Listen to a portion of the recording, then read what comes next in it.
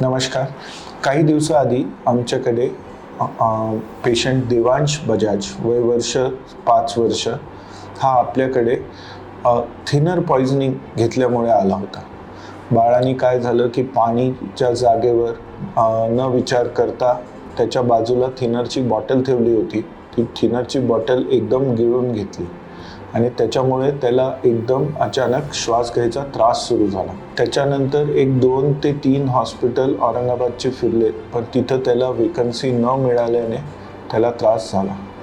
शेवटी एका हॉस्पिटलमध्ये त्याला प्रायमरी केअर मिळाली आणि तिथं आम्हाला कॉल आला. आम्ही आमची ॲम्ब्युलन्स मी स्वतः जाऊन बाळाला आम्ही बजाजला ICUला शिफ्ट केलं. बाळ जेव्हा प्राथमिकपणे बघितलं त्याला तेव्हा खूप श्वास घ्यायचा त्रास होत होता. त्याला जे आहे बाळाला एकदम शुद्धी हरपलेली होती आणि त्याला झटका आलेला होता.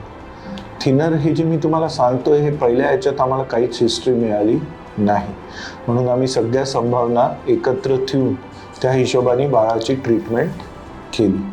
सुदैवाने बाळ पुढच्या 24 तासात स्टेबल झालं, पण त्या थिनरच्या याच्यामुळे त्याला श्वास घ्यायचा त्रास आणि करोजिव्ह गॅस्ट्रायटिस म्हणजे गिळायला त्रास राहत होता. 24 तासानंतर CCTV फुटेजमध्ये आपल्याला कळालं की त्यांनी थिनर घेतलं होतं.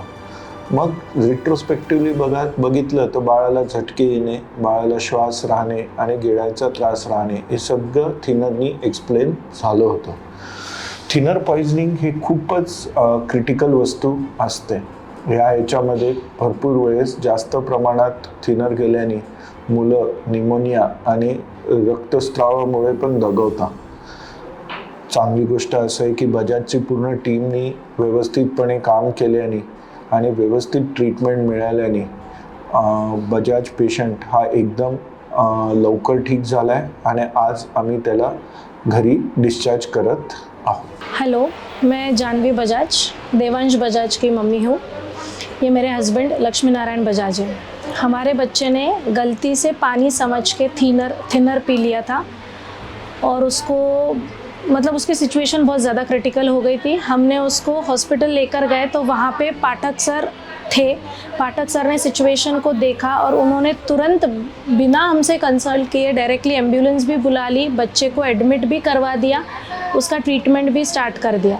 तो यहाँ पे आने के बाद हम लोग थोड़ा रिलैक्स थे कि बच्चा सही हाथ में गया है, उसका ट्रीटमेंट सही चल रहा है. 8 दिन लगे बच्चे को क्योर होने में, 8 दिन लगे, बट वो 8 दिन में हम लोगों को सर्विस बहुत अच्छी मिली. डॉक्टर्स के राउंड्स बहुत अच्छे से चल रहे थे. उनका फीडबैक, उनका सपोर्ट, इन सब की वजह से आज हमारा बच्चा 90 to 95% क्योर हो चुका है.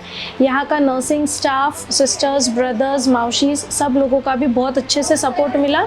तो हमारा बच्चा अभी 90 to 95% क्योर हो चुका है. So we are really very thankful to Kamal Nayan Bajaj hospital and the team कि हमारे बच्चे को सही से ट्रीटमेंट देकर उसको क्योर कर दिया. माझ्या मुलासोबत जी अनफॉर्च्युनेटली घटना घडली, थिनर पिलं गेलं, तर त्याच्या संदर्भात एकदम चांगला व्यवस्थित उपचार मला या बजाज हॉस्पिटलमध्ये मिळाला.